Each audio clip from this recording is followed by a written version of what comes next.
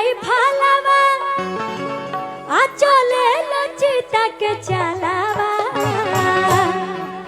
आ पावरु बाके खाली देला भाषण ये जानो। आजकल के जनरेशन में लड़की आई है कहतड़ी कि अरे कान्हा पल के राई फालावा चले लचिता के चलावा।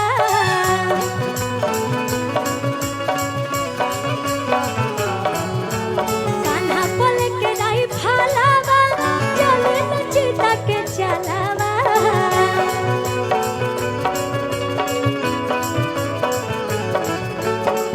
पावरो बाके खाली देला भाषण ये जानो।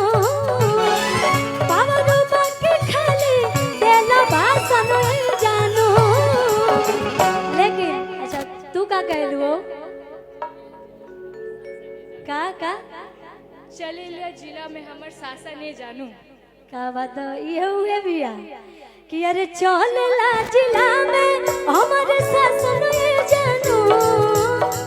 चलेला जिला में हमारे शासन ये जानो। नमवा धो दे भूत छुई ना प्रशासन ये जानो। नमवा धो दे भूत छुई ना प्रशासन ये जानो। कान्हा पल के राई फालावा चले लचिता के चलावा।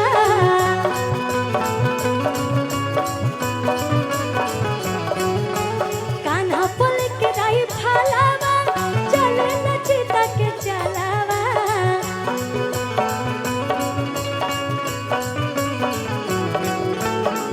पावरो बाके खाली देला भाषण ये जानो। पावरो बाके खाली देला भाषण ये जानो।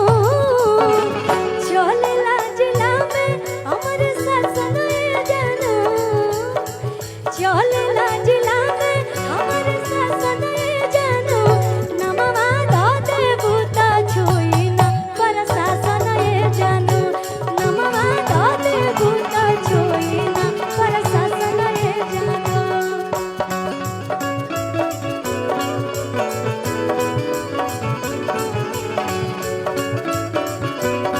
क्या बात है?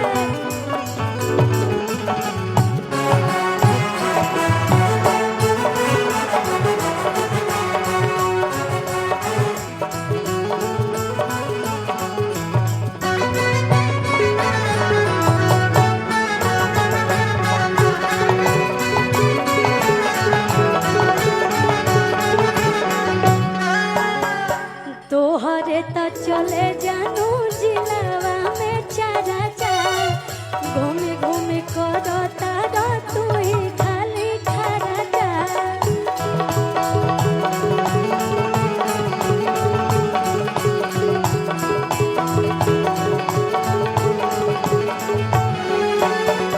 तोहरे तो चले जानू जिलावा में चारा चार।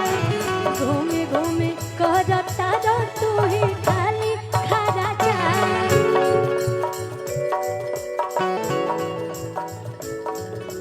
कान्हा पल के राई फालावा चले लचिता के चलावा।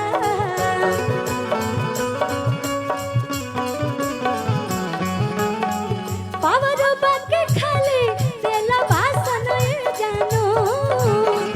पावरो बाके खाली देला भाषण ये जानो।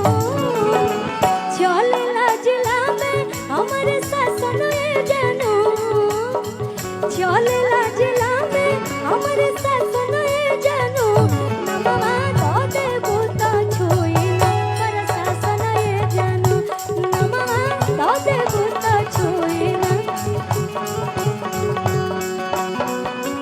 लेकिन भैया जेकर माध्यम से हम ये